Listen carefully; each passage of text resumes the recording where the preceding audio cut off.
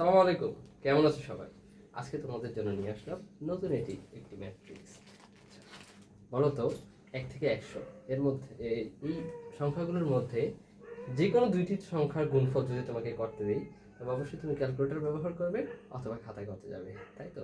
আচ্ছা, চলো আমরা চেষ্টা করি যে কোনো দুইটি সংখ্যার গুণফল খুব সহজে মাথায় কিভাবে হুট করে ফেলবো সেটা আজকে শিখবো। চলো শুরু করা যাক।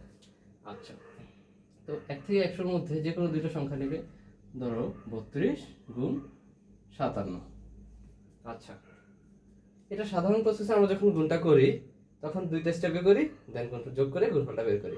কিন্তু তুমি যখন সুপার শর্ট ট্রিক্স বা খুব ফাস্ট করতে চাও তখন কিন্তু মাত্র কয়েক সেকেন্ডের মধ্যেই করতে পারো যদি তুমি যোগে ভালো হও। আচ্ছা, তো দেখো, শেষ শেষ দুইটা অঙ্কের গুণফল কত? 7 গুণ 14, 4 হাতে আছে 1। দেন ক্রস গুণ করবে, অঙ্কগুলোকে ক্রস গুণ করবে। তাহলে দেখো 3 7 21, 5 গুণে 10, কত হলো? দুটো যোগফল 31। হাতে কত ছিল? 1 ছিল, 32। এখন হাতে কত আছে? 3, তাই তো?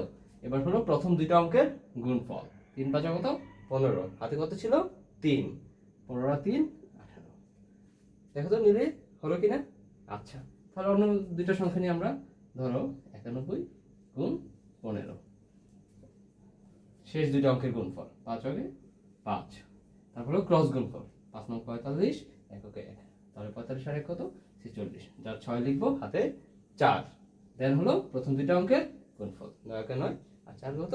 13, 1365। খুব সহজ না? চলো আরো একটা করি, 23 গুণ 43। আচ্ছা, আবার খেয়াল করো, শেষ দুইটা অঙ্কের গুণফল। এগুলো সব কিন্তু মনে মনে করবে, মাথায় করবে, খাতায় করার জন্য না। আমি তোমাদের শেখানোর জন্য জাস্ট এগুলো বোর্ডে তুলতেছি। এগুলো অ্যাকচুয়ালি মাথায় করার জন্য।